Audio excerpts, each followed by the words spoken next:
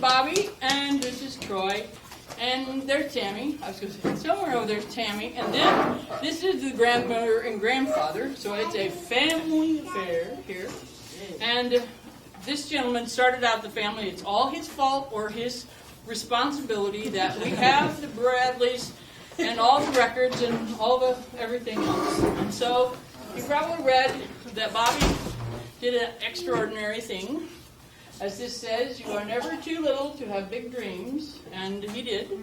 And so we're going to hear something about him. And then his father is also the renowned, very humble, you would never know, but I'll tell you anyway, that he has more ballooning records in hot air and gas than anyone else in the world. And he probably had to start that old, because he's not very old now, to get those all in. But anyway, this is the Bradleys.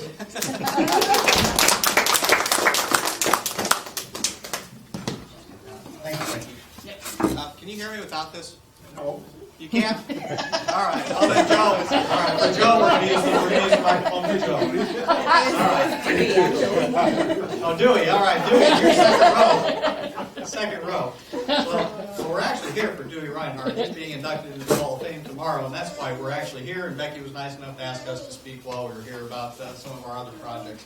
So anyway, my name's Troy. I know many of you here. It's great to see such a turnout. But for those who don't know, I'm from Albuquerque, New Mexico. I'll give you a little bit of history about some of the stuff that I've done before we get into to Bobby's flight.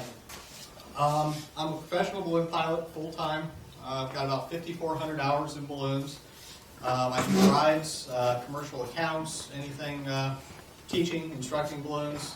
It's all that I've ever done for my whole life. My grandfather was the one that started me in flying, and I sold it when I was 14, so I was an old man compared to what Bobby did here recently. This is actually flying in Turkey, central Turkey. I was over there for 6 months. And operating corporate balloons. But my real love is the gas balloons. That's what I enjoy doing the most. This is 4 helium-filled balloons flying down in Mexico. And we have several gas balloons in the audience, and know what the beauty is of flying. And I threw in this picture because this was actually over Iowa, not too far from here. 2 America's Challenges ago, we took off out of Albuquerque, New Mexico, and we landed up here in Iowa after 69 hours aloft, which wasn't really very fast for the amount of ground that we covered. But a beautiful flight, and I thought this was one of the greatest shots that I had for the gas. But beyond the gas, I also push for trying to extend balloons and what they can do, and a lot of the records that have been set.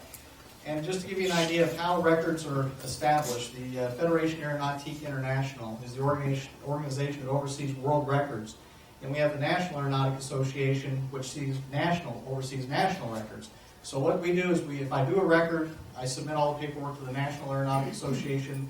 They go over the dossier, they send it to the FAI, and then they approve it as a world record.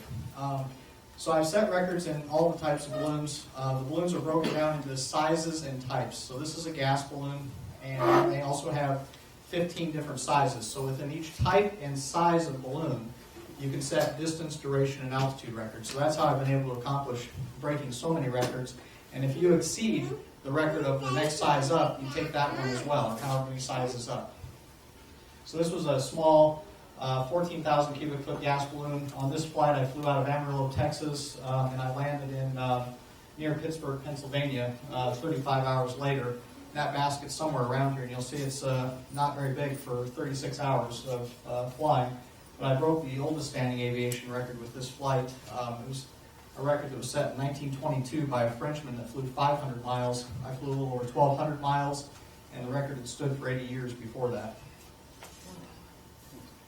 So, and the hot air balloons, which most people are more familiar with, I've done a lot of stuff with that, including setting a distance hot air record. I flew from up near Mount Rushmore, just a couple miles away from Mount Rushmore, out of a place called the Stratobowl, and I landed just past Louisville, Kentucky in 14 hours. My top speed was 103 miles an hour on that flight. This other one wasn't a world record, but we were going for the highest that anyone had jumped out of a hot air balloon.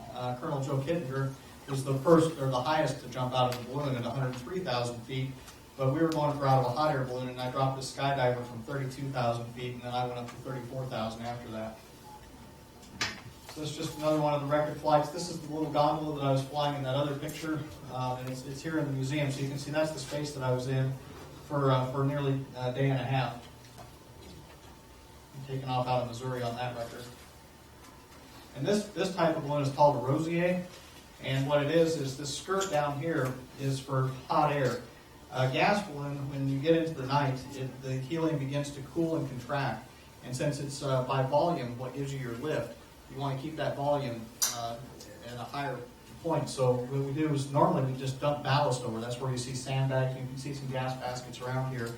But in a Rosier, instead of dumping the sand, we heat the helium back up. So I had a small burner on this balloon that I could heat it up, and that black part was just to kind of help contain the heat. So probably the most famous flight that I've done was a transatlantic flight. I flew from Bangor, Maine to east of Casablanca, Morocco in 1992.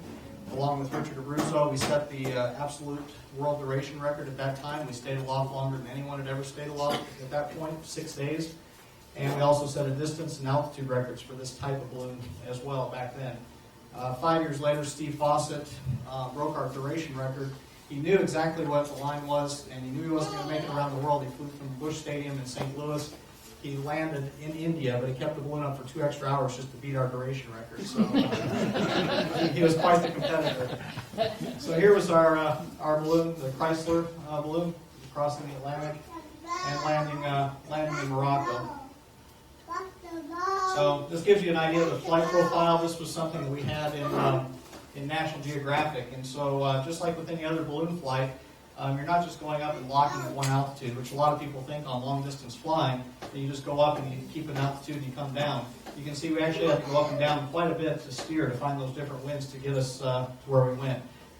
We had a lot of bad weather in between where we took off and where we landed, and so there was the need to steer clear of the storms, and at times we were within 50 miles of pretty major storms, and we also had a hurricane down to the south of us. So, and I don't know how many of you saw the movie Up, but this is a project that we just did back in March for National Geographic. We were contacted by them. I did a national tour for them before the movie came out for Disney Pixar, and we flew a chair that looked like in the movie. National Geographic called us and asked if we could actually fly a house like in the movie, and we said, well, for enough money, we should fly anything. Fortunately, National Geographic has a lot of money. So myself and Jonathan Trapp flew the balloon. We took off up in California, right outside of Los Angeles, and were able to fly a house. So it definitely looked like in the movie. This was 300 8-foot helium balloons attached to this house. The house itself was about 16 by 16 feet on the floor, stood about 18 feet tall, and it was huge. And we had them put in 2 windows on each side so that I could be able to see wherever we were going for the landing and everything. But we took the house up to 7,000 feet above ground level, and it was about an hour-long flight, and had helicopters buzzing around us, and we had one other hot air balloon flying with us, and it was a pretty neat adventure. So, but what we're here actually to talk about today is my son, Bobby Bradley's journey into the sky. And you can see he started very, very young. This is Bobby in the basket along with my daughter, who's not with us this weekend. But Savannah's the one in the funky hat there, and my son's being held up. This was his first balloon ride when he was 11 months old. The beauty of being a professional pilot is I can choose the day when he's going to fly. It's not like we just arbitrarily say, let's pick a date out here. So, we waited until we had the right day, and the morning was perfect, and we decided that we'd give Bobby his first opportunity to go up in the balloon. And here he is, about 18 months old, at our Albuquerque International Balloon Fiesta, pointing up, and he was very confused at that age because he thought Daddy was in every balloon. So it was Daddy balloon, Daddy balloon. So finally figured that out. So this is about his flight, and what we're here to talk about, for any that aren't familiar or hadn't read the stuff that Becky put out, is he became the youngest to solo in a balloon here just 2 months ago about.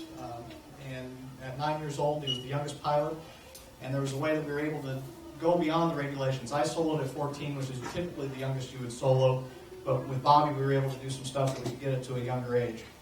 So here he is growing up at Fiesta, always growing up around balloons. And he was about 3.5 years old at this point, and he was very content to sit at the picnic tables and look at the balloons from a distance. He didn't really want to get too close. He was scared of the burners, just like most kids are. So it's a very typical reaction, even growing up in a ballooning family. He didn't like the sound of the burners. And so he'd keep his distance, but he loved the balloons. So that year in Gallup, New Mexico at the balloon rally, I gave him the opportunity to actually reach the burner so that he could get a feel for what the correlation between the noise and the flame. And so when he did that, he figured out how the burner worked, and he was no longer fearful of it. And I couldn't get him out of the basket after this point. He wanted to be with me every flight. Like I said early on, I spent 6 months over in Central Turkey just a couple of years ago. And here's Bobby actually getting some flight time at 3:15.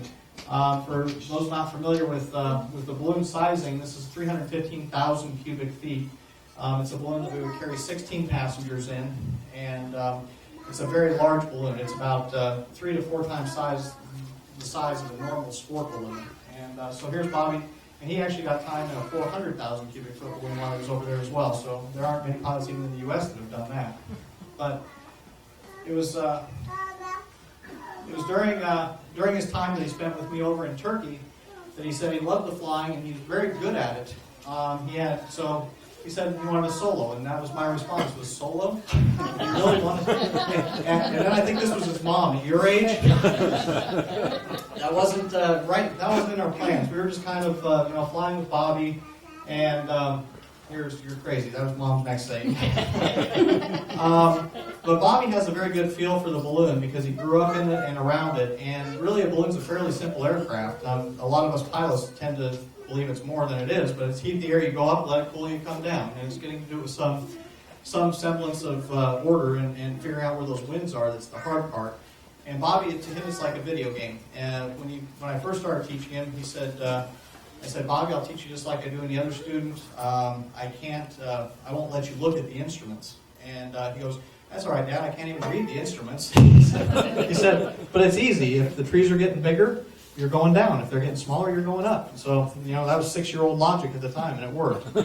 So, one of the things that we put in here was, once we started doing this flight, and it got out to the media about what Bobby was going to be doing, we had a lot of people that were uneducated into our lives and what we do and stuff like that.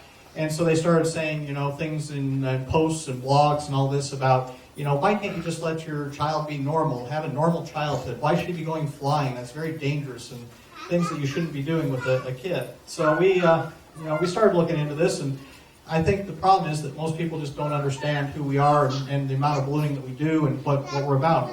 I'm a terrible skateboarder. I wouldn't be trying to teach him how to do that. But for a normal childhood, it was one of those things that who decides? Who makes that determination as to what is a normal childhood? And my belief is that you should be able to do whatever as long as you can do it in a safe manner and teach them the proper way of doing things. So some of the statistics that we'll just kind of blast through real quick here is that each year an estimated 200,000 kids are treated in hospital rooms for playground equipment-related injuries, and several of them die. About 30 million kids, teenagers, participate in team sports. A quarter of them, 3.5 million, experience injuries, and 1 in 4 are considered major. So there's a lot of things that can happen to a kid outside of ballooning that people consider being a normal childhood. On ATVs, 61 deaths in 2009. And my whole thing is video games. Another one that, my kid's not out doing these dangerous things, they're playing with video games. Well, 8.5% of the kids in America between 8 and 18 are clinically addicted to video games, which translates to about 4 million kids across the nation. So I think there's a lot of things that you can do that are just as dangerous, if not more dangerous, for a child and their development and growing. So, but enough statistics already. Kids get bored. And that's one of the things that we have to really watch with any kids, is to make sure that they aren't getting bored, that we're focusing them in the right ways and towards positive things. And that's what we tried to do with Bobby in this flight, and why hobbies are so important for children. And normally it's a little bit longer on the thing, but I'll just kind of briefly go through some of this. It ignites creativity, incites intelligence, time management and goal setting, encouraging team spirit, harnesses their skills, and it instills a sense of achievement. So hobbies are extremely important for kids to participate in. And you can see a lot of kids that here this guy's holding a trophy with the hobby that he had as a kid. And he went on to do a few great things. And I tried to encourage Bobby to get into golf because it pays a hell of a lot better than bowling. we're where we're at, you know. So anyway, you never know where things will lead, but trying to get them started on the right foot, I think, is the key to good parenting. So, Grandpa, here's Bobby's great-grandpa, who did start the ballooning in the family back in the early 70s. He was one of the early balloonists in Colorado, and he got me started in it. And here showing Bobby about flying as well. So they got together and started thinking about these things, and not being able to fly a helicopter, how they could do something. So most kids, when they dream about flight, and there's a lot of kids that do dream about flight, this is about as far as they get. They start playing with paper airplanes, they play with model airplanes, they play with model rocketry, things like that. So we wanted to be able to take it a little bit further, and so we tried to get Bobby to fly, but we found out without an aircraft he's not very good at it. It's a good way to injure himself, but there are a lot of young programs out there for flying. The Civil Air Patrol. Well, let's go back here. The Civil Air Patrol, is a great way for kids to get a young start on it. The Young Eagles, which is part of the Experimental Aircraft Association, they have a program for getting kids started. And as the Balloon Federation of America, the BFA, we have a youth camp that we run every summer as well. And that just finished up here, and we had 30-some kids participating up in Michigan for the youth camp. But we have one of these things in all forms of aviation where we're starting to all get older, and there's a graying of the sport. And trying to get new people into the sport, kids especially, it's tough.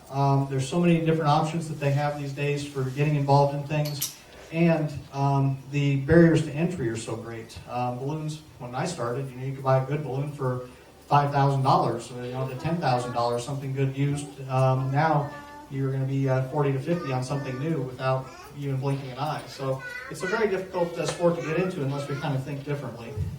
So there is a different type of balloon, and it's aircraft versus an ultralight vehicle. Do you want to talk about this, Bobby, or? Not this. Okay. So one of the things that we started looking at was the ultralight category, and the only difference between these two balloons, you can see they're both hang balloons where these guys are just sitting here. The only difference is this one has a registration number, but as far as flying, it's exactly the same. Your view's the same, the flight's the same, and looking at your feet, sometimes people aren't that comfortable with that kind of flying, but the flying's the same. So the ultralight category is where we started focusing for Bobby. And Bobby will tell you a little bit about what an ultralight vehicle is and the difference from a regular aircraft.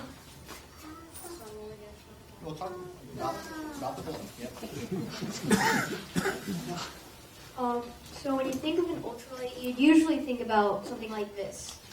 This is an aircraft with a engine, but the balloon is one of the very little rare aircrafts without an engine. So an ultralight balloon would have to be to be an ultralight. It'd have to weigh under 155 pounds, and that includes the basket, the burners, the tanks without propane inside, and the balloon itself. And then, so that would make it an ultralight vehicle.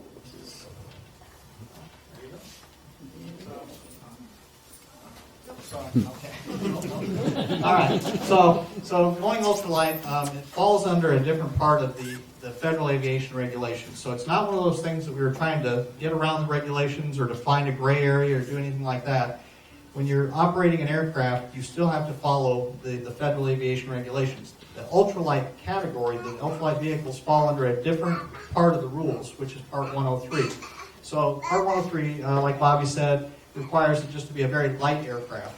So our first starting on this light aircraft was to get a gondola that would be a lightweight gondola, and This one's actually a collapsible gondola. You can kind of see where the lines are here. And it actually folds up and down, and there's some PVC tubing that hold it in place, and then there's actually aircraft cables that go up from there.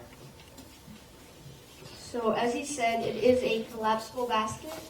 So when we first got the basket, it was very short. So when I saw it, I told my mother, I don't think everything's gonna fit in here, and I think I'm gonna fall out. And then I got a little scared. Yeah, so this is actually a collapsible basket. It's what we call kind of a Bolin-style basket. It's a collapsible basket. It makes it easy for shipping and stuff. But a good friend of ours up in Greeley, Colorado, Tim Cole, actually built this basket. And when we were discussing the project with Tim, Tim said, well, I'm going to donate this basket to Bobby. This is my contribution to the project. I want to give this to him, and it's a brand new basket that I've just built. So Tim gave us that, but his involvement in the project was beyond that. He also helped with the door designs and things like that as well. But here's Bobby with his basket, trying to figure out where he's going to put everything in there. So the next step was ordering the fabric, and the balloon that we ended up building was out of a very lightweight fabric. And I brought a sample. You guys can pass that around. It's what we call calendared fabric. It's about half the weight of a typical hot air balloon. It's 1.1 ounce.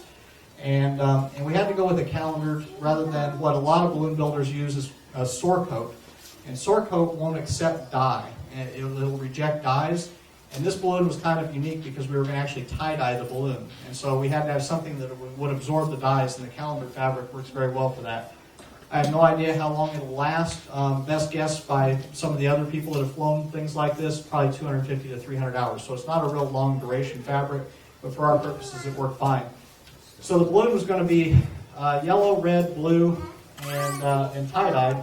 So the red and the yellow are actually the solid colors, but the majority of the fabric is white, and you'll see later how we end up tie-dyeing it here. So next step was we started cutting out some templates. We used a tempered hardwood to make the panel design, and then we incorporated the help of a good friend of mine. His name's Dr. Jonathan Wolf. He's in Albuquerque, and he's built this is his 5th tie-dyed balloon. Jonathan is an amazing guy. He's as scientific as he is artistic. I mean, both sides of the brain work equally well. And so here's the design that we kind of had come up with. He was kind of showing what we were looking at. We wanted to make it something, since it was for a 9-year-old, to be kind of fanciful and kind of circus-like in the way that it looked. And so we designed it to where it had waves going all the way around it. It kind of looked like a circus big top tent with the yellows and reds.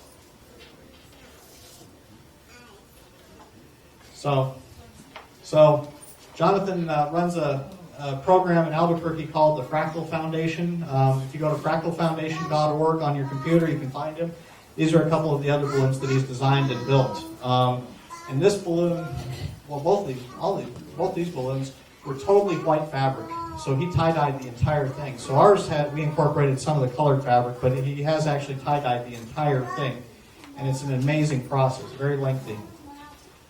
So to get those spirals, the first thing that you have to do is lay it out on the floor. And this is one of the panels that we've started to spin. So you can see the spiral going in there. And once it's all spiraled in and tightly held, then we let it dry, because it's all wet at this point.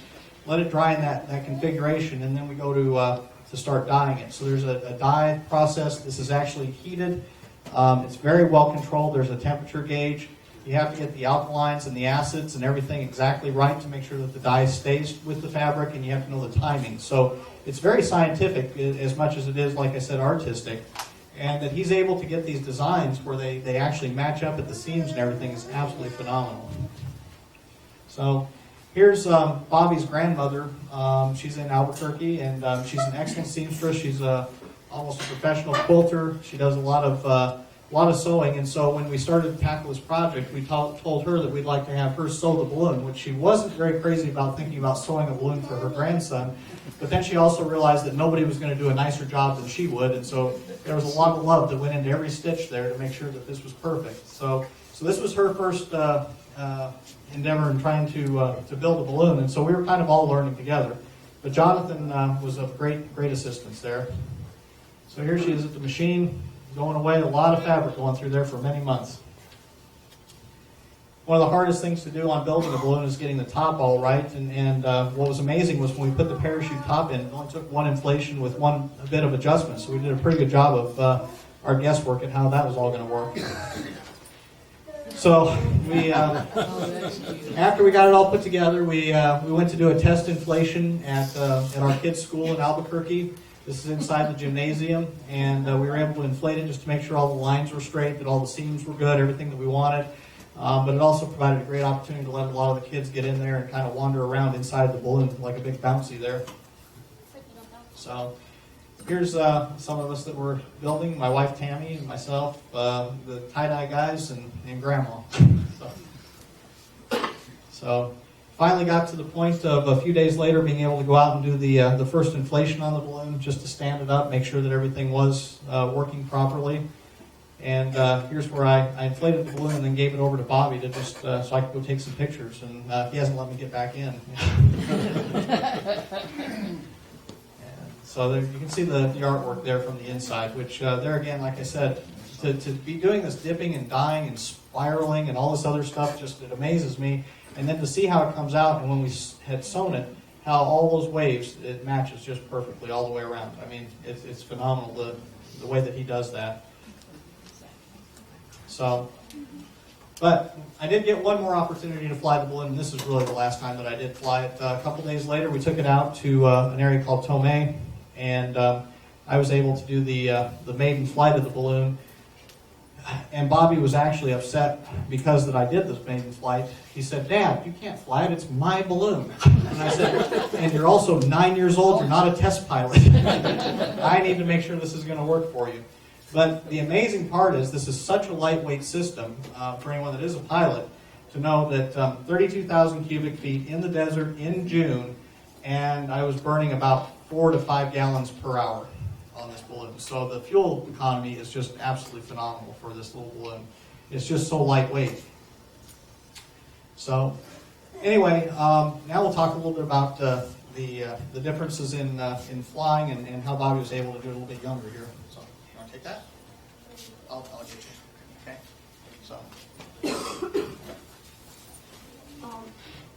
So Part 61 would be the regular hot air balloon that you would see up in the sky every day.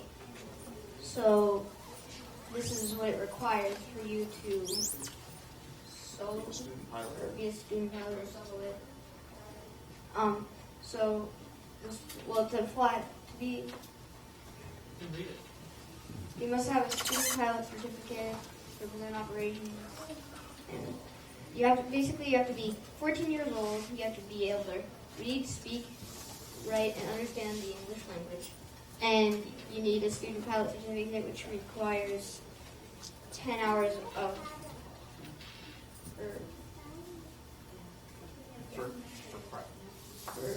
that's for private, but for 14, you just have to be 14 and all that.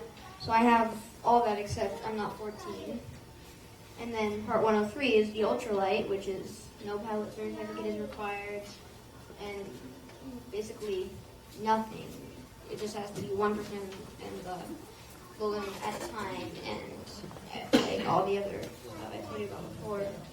So basically I have too much for Part 103 and too little for Part 61. That's how I think about it. Yeah, because Bobby definitely has the aeronautical knowledge, and he just didn't have the age, but the experience and the requirements there were far exceeding what most students that would solo under Part 61. And here's quite a few shots. That this wasn't just a lark, one day that we just decided Bobby was going to go solo. This is over many, many years that Bobby started this training.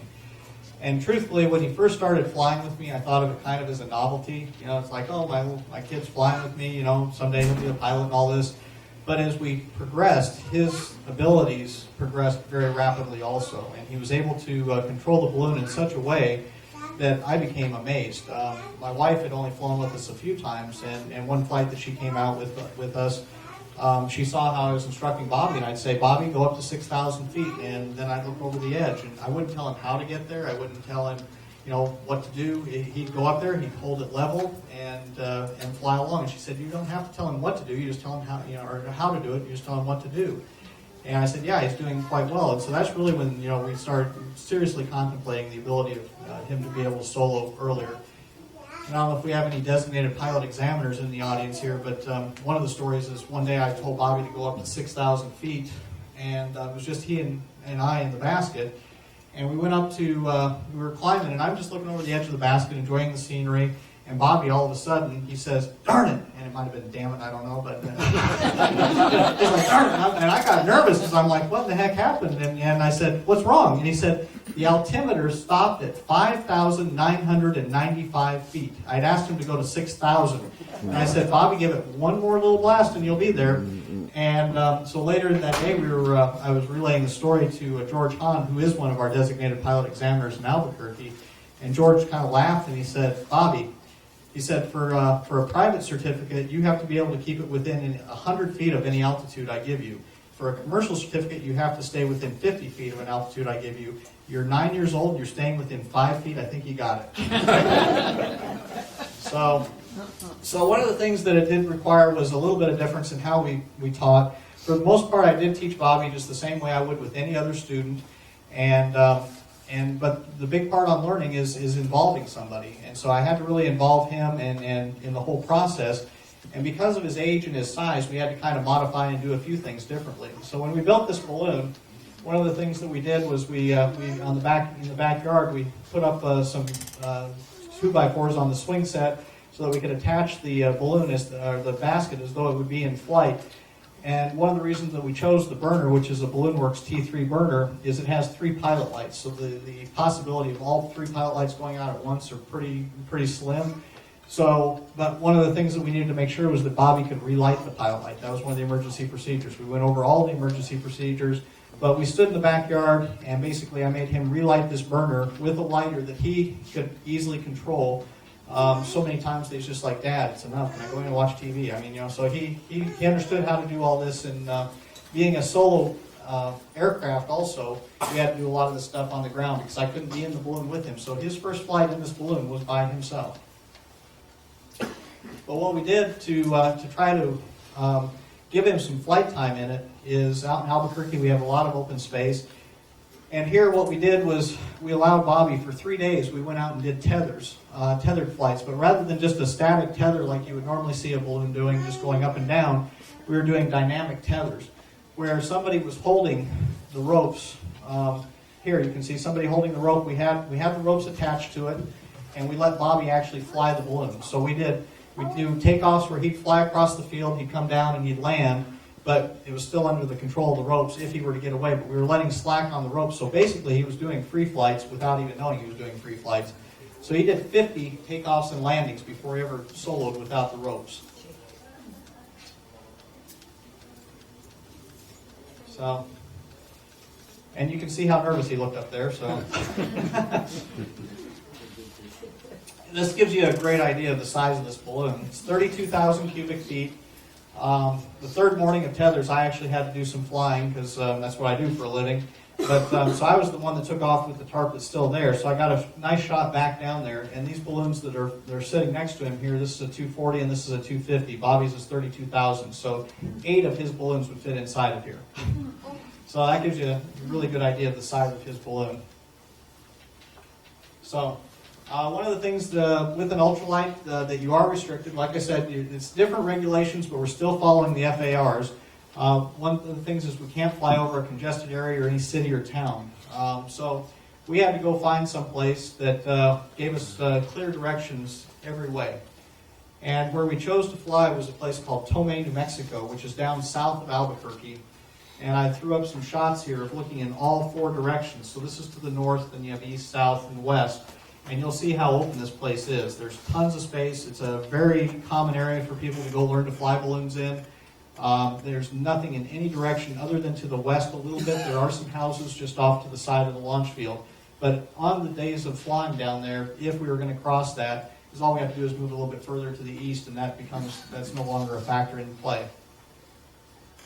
So, one of the other things that we did decide for, wow, that just came in. One of the other things that we decided for Bobby's flight was we were so close to one certain date that I wanted to kind of look at as far as, this is one of the first balloon fiestas down in Albuquerque, one of the world championships. And Bobby's June 4th was chosen specifically for the timing because of it's Albuquerque's 40th hot air ballooning anniversary. Sid Cutter, who many of you know, he flew in Indianola for years. He won 2 national championships here. Sid just passed away recently, but Sid, his mother had a birthday, and back in 1971, he bought a balloon to put up inside of their hangar. They're a fixed base operator down in Albuquerque, so he bought the balloon to put up inside of their hangar, and during the party, somebody said, well, Sid, you've flown every other kind of aircraft, you ought to be able to fly this balloon. So the next day he took it out on the runway and inflated it and took off and landed without killing himself, and that started ballooning in Albuquerque.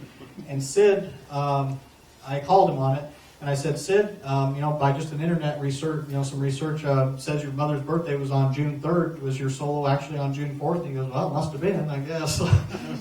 so anyway, Sid was who hired me to come down to Albuquerque to fly, and he was a great guy. He just passed away just recently. He wanted to be up here at the National Convention and always had a strong love for Indianola. So, but the 40th anniversary was good. There's Sid. Do you want to say something? Oh, okay. What? Okay, I'm sorry. So on his first flight, they took him to the runway and he launched and they waited for him to come back because then they didn't know in Albuquerque they didn't know how to do balloons because every other aircraft, almost any other aircraft can just come back to the runway or wherever it launches from. No chase crew. They waited a long time for Sid to come back. So. Anyway, so there was Sid going out. Sid is also one of the members of the Hall of Fame here, so he's a very, very great guy. So anyway, now we're up to Bobby's flight here. Finally, the morning of the flight, this is a guy named Don Boyer who knows that area probably better than anyone, and he agreed to be the launch first balloon to launch, wind dummy, whatever you want to call him. So that he could go up and actually test the winds for us, radio back to Bobby, and give him an idea of what was happening. So Don launched, gave us the winds, and Bobby hung out at the field, and he was actually out there with a lot of his friends and stuff. And when you see all these pictures, you'll never believe that this is a 9-year-old getting ready to solo in a balloon. There is no look of nervousness or anything. He was the coolest, calmest kid I've ever seen, and probably the coolest pilot I've ever soloed. And I've probably signed off somewhere in the neighborhood of 80 pilots to solo. But he had absolutely no fear out there. He was having a great time with it. He knew he was prepared. I thought one of the best lines that he had was, anyone else would be nervous with that kind of a crowd. He said, Mommy, look at all these people that came out to support me because they love me and want to see me succeed. So that was a 9-year-old to look at the problem rather than all these people, and the media was crazy as well. So here's Bobby going over some of the equipment. They had so many people out there, we actually had to kind of put a chain across there just to not have people coming in and out through there.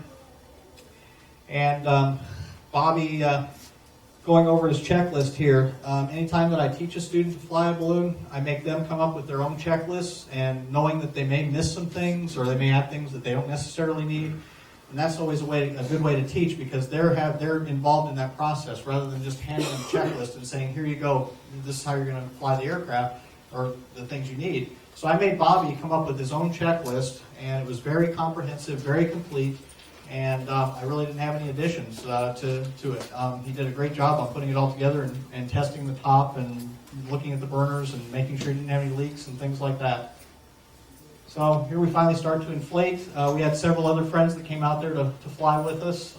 Jonathan Wolf, who designed the tie-dye and helped us with that. And then this is Ray Bear, who's another designated pilot examiner in Albuquerque.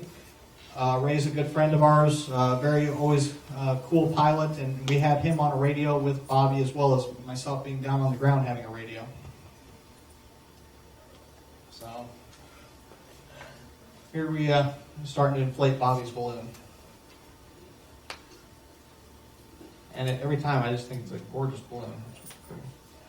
So standing next to the other tie-dye. So One of the things that we ended up with was a lot of media. As you can imagine, once they heard that a 9-year-old was going to solo, they were all over it. Unfortunately, not for the best reasons always. They're looking for a problem to occur or something to happen to this kid. He's going to be just scared to death, or he's going to hurt himself. And so the media caught wind of this, and the way they caught wind was we did not put out a press release. We weren't trying to announce to the world. I'm not that way. Usually when I do a record or do anything else, I go do it and then I'm happy to tell the world about it, but I'm not out there usually announcing what's going to happen. But when we did the tie-dyeing, if you remember at the museum where we were doing the spiraling, that was at the Albuquerque International Balloon, the Balloon Museum, the Anderson Abruzzo Balloon Museum. And the museum thought it would be good to get people there and the press there, and so they announced that we were doing this tie-dyeing and for the press to come cover it. We had one cameraman that showed up from one TV station in Albuquerque, and we had one lady reporter that showed up. Well, it turns out she starts asking lots of questions. I mean, she's like, yeah, the tie-dyeing is kind of cool, but who are you building this for? Why are you doing this? And so the story came out that it was Bobby, and she ended up interviewing him. She happens to be the Associated Press writer for Albuquerque. So that was on a Wednesday. She put the story out over the AP, and by Saturday morning, I was getting calls from Good Morning America, from Sunday Morning Show. I mean, just so many people, Fox and Friends, that wanted to do a story on Bobby because they saw it on the wire. So this was before he had even done anything. And I told him, I said, Bobby, you haven't even done anything. You've received more press than I have on every record I've done combined. So it went national. International, actually, at that point. So anyway, we had so much media out there and so much press that here's the media circus. You can see the cameras there and all kinds of people. This was the big boom camera was from Inside Edition. They were out there to film this as well. And Inside Edition was actually the one that we were most worried about. And we were dealing with media people in Albuquerque that said, that's a very much a tabloid type TV show, and they're trying to get the sensationalism and all that. But they're coming out and they're going to do a story either way. So either you work with them or you don't. And so our feeling was that we needed to work with the media. And I think their story that came out ended up to be pretty positive. So, but you can definitely see the crowds here and the media and the people and everything. It was just an amazing group of people and an absolutely beautiful morning in New Mexico. So this is giving a hug to his sister, giving him a hug. Savannah, who's not here with us today, she's in Washington, D.C. But they're definitely very close, and that was his biggest thing, that he wanted to get a hug from his sister before he took off. And you can see some concern in her eyes, but she's definitely just saying, be safe, go have fun. She's also the crew chief, so you can see she's looking up, he's looking down, they're checking everything. New generation of balloonists there. So, people think we invited them to come fly with us just by their color scheme, because I thought these went together very well. All these balloons are very nice. So, but we're just having our New Mexico Centennial right now, so this is a new balloon that Scott Appleman was also flying. So besides the three that were in the first picture, this is Scott over here flying also. And to give you an idea of size, this is a 120, and Bobby's is the 32. So 4 of his would basically fit inside of Scott's. So here we go.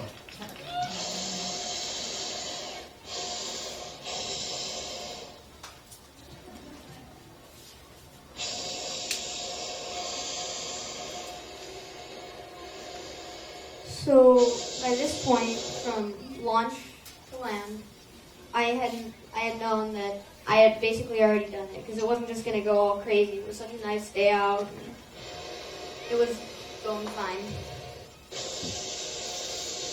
Yeah, he was very confident on the drive out there. He felt very comfortable. Even the night before, I don't think his mom or I slept very well the night before, thinking about our son going up to solo, and he slept through the whole night with absolutely no problem. But one of the things that I found so amazing was, if you had been off at a distance, I would have bet anybody you couldn't pick out which balloon was being flown by a 9-year-old.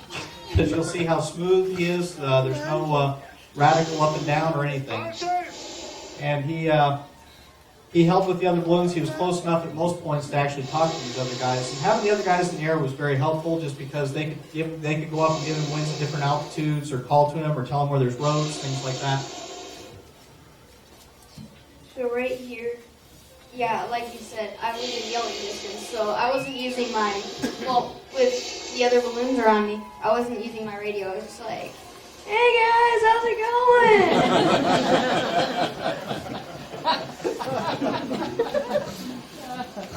So, yeah, nice smooth takeoff, and the whole flight went this way. It was absolutely amazing at how smooth he was able to pilot that, and nerves of steel. No concern whatsoever.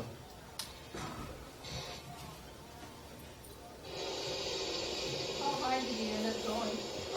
Probably about 700 feet at the highest point, and the flight distance was about 3 miles from the takeoff, and landing speed, I think one of the guys said on their GPS they were coming in at 5 on the landing, but you'll be able to see some other pictures where you'll see it's just wide open. 26 minutes. And 26 minutes aloft, yeah.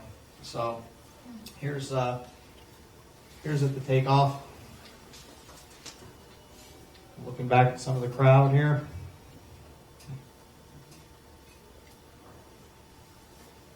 So, he actually kissed with Ray Bear's balloon there for a little while. They were actually kissing. But there's a pretty good shot that you can see how open space we have out there. So those mountains is about 10 miles away, so there's more than adequate room.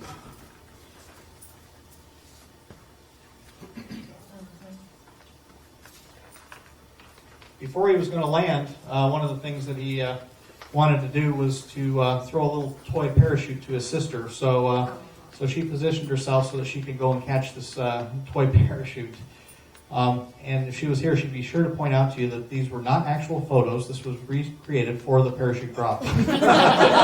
We're too worried about catching Bobby rather than the parachute. So. Yes, she did. She did catch it. You're right. So here's Bobby coming in to finally land. After 26 minutes, you can see this is probably the best road in the whole area.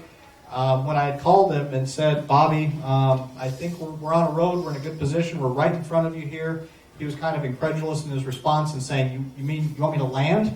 You're not just informing me where you're at? I'm like, yes, I want you to come down now. And so he landed right on the road. So pretty good for a first solo landing. I'm not sure that I nailed it like that. So, and there again, you can see all the fear in his face. He was happy as could be that the flight was over, but still wanting to go and do more. So here's more of the media. Like I said, it got absolutely nuts. He ended up getting congratulations from people in Belgium that read about it, China, Turkey, India, yeah, Australia. I mean, it definitely went worldwide on the media. It was crazy. So, and here's with one of the other pilots. This is Scott Appleman, and Bobby likes this story here, so he's talking to Scott. So at this point, you can see the little mischievous smile on my face. And now. But, so, at this point, I decided to say to Scott, when he came over, I was like, so, Scott, did you do a stand-up landing, on the road? And he goes, yes, oh my God, I see a tiny Troy Bradley. So Bobby's asking him if he landed on the road like he did. And so then I have to point out that Scott's coming in on the road. Bobby's actually facing that way. So you can see two roads here. So he was facing that way, but he didn't seem to pay attention because he was standing next to his little girlfriend. So that's what he was looking at, not Scott's landing. So, and here's with Jonathan on the balloon builder. And then just like with any other pilot, we did go through a traditional ceremony. We had to have some sparkling cider, no champagne, since we had so many kids out there. But Bobby got a healthy dose of silly string and some cider sprayed on him. Yeah, so first I'm smiling. I'm like, what am I doing? My dad asked me to get on my knees. And then he tells me what I'm going to do, so I'm taking my breath. I'm like, okay. And I knew what was coming, so I started drinking it, and then you can see kind of. So yeah, he got a good dousing there, but he was a good sport about it. And The next one is one of my favorite shots, in that the hug that he got before the flight from his sister, he was getting one after, and you can just see the pride in her face and how happy she is at what her brother accomplished, and how he's just like, thank you for being there for me. You don't even have to see his face. And now, like after this shows how proud she was. She texted everyone on her contacts, best morning ever. Good job, Bobby. And it was. So we had a cake to go along with the champagne. One of these, I have a video, but I couldn't get it to pull up here this afternoon. But one of the things that wanted to address with everyone always was, what the media came up with was that Bobby was the youngest person to solo in a hot air balloon. And he was. Legally and trained and such. But back in the 30s, there was actually a guy named Billy Crawford who, his parents did air shows around the country, and to promote the air shows, they had this balloon. It was a hydrogen-filled balloon that would go up just a couple hundred feet on tether so that they could promote coming over to this area for the air show. And the only one that was big enough, or small enough actually, for the balloon to lift was Billy Crawford. And so here is where he was 4 to 6 years old when they were sending him up on these tethered flights. And he actually broke loose of the tether back in the 30s and outside of Cleveland, I believe, and flew outside of the stadium, and he was up in the air for a couple of hours in this helium balloon when he was 4 years old. So he was actually the youngest balloon pilot. And we don't even go where the balloon boy was, because that's a total hoax and had nothing to do with ballooning, more than just media coverage. So, as he said, here's how I think of it. He sat in a chair in a balloon that flew itself, basically, that just broke loose. I actually piloted it. So if you want to actually see the differences, I was the youngest trained, intentional, legal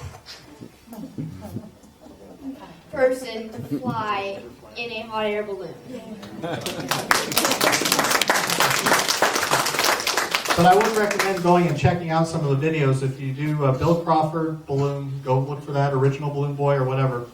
There's a great Ripley's Believe It or Not that has actually some video footage of this guy doing this stuff. And he was making some pretty hard landings.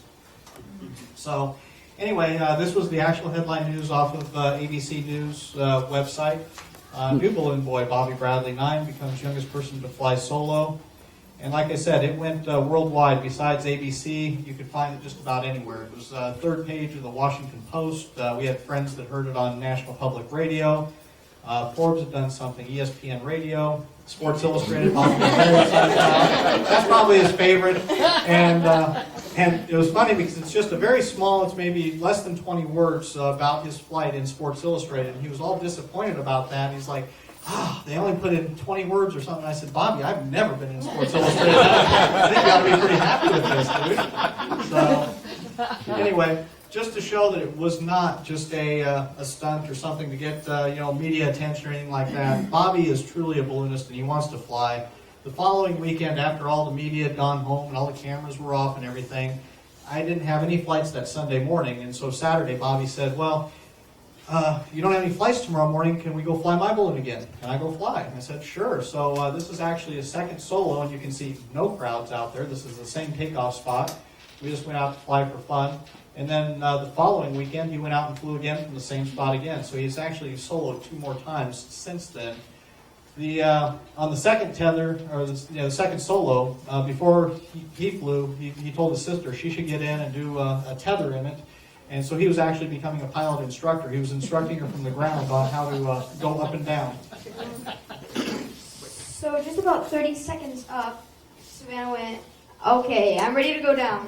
I kind of let her down, but I was kind of thinking about going, tricking her into, staying up for a while. So, yeah, she wasn't as crazy about it as Bobby and getting up in there. So, but she got the experience of going up. And the third solo that he had done was actually for a group called the Incredible Features. They're outside of Los Angeles. They're kind of like paparazzi type things, but they sell the media stories and stuff like that. So since the story was already out, this guy's out there now trying to sell Bobby kind of as a documentary, which is kind of cool.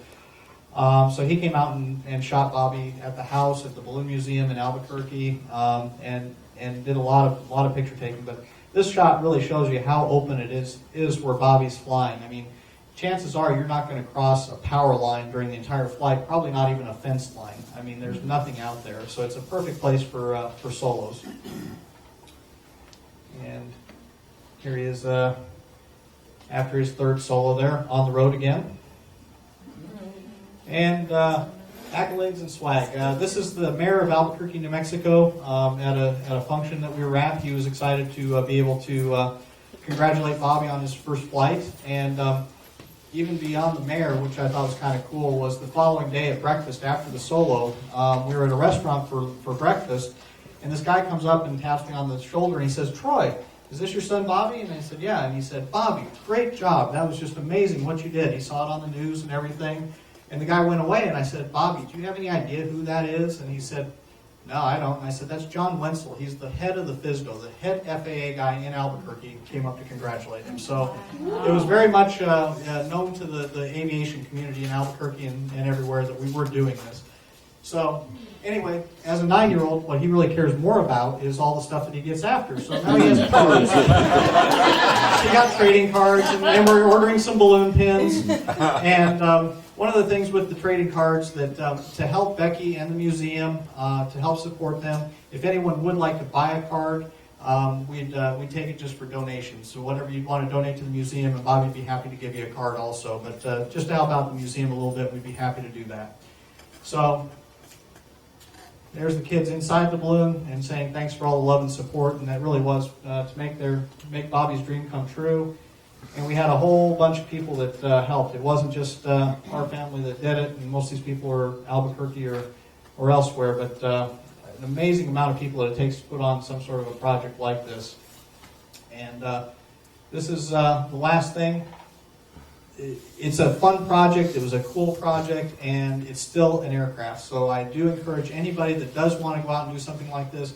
I have no problem with kids, young kids going out and flying, younger than the 14 and stuff like that. I know a lot of 14, I know a lot of 30 or 40-year-olds that probably shouldn't be soloing in hot air balloons.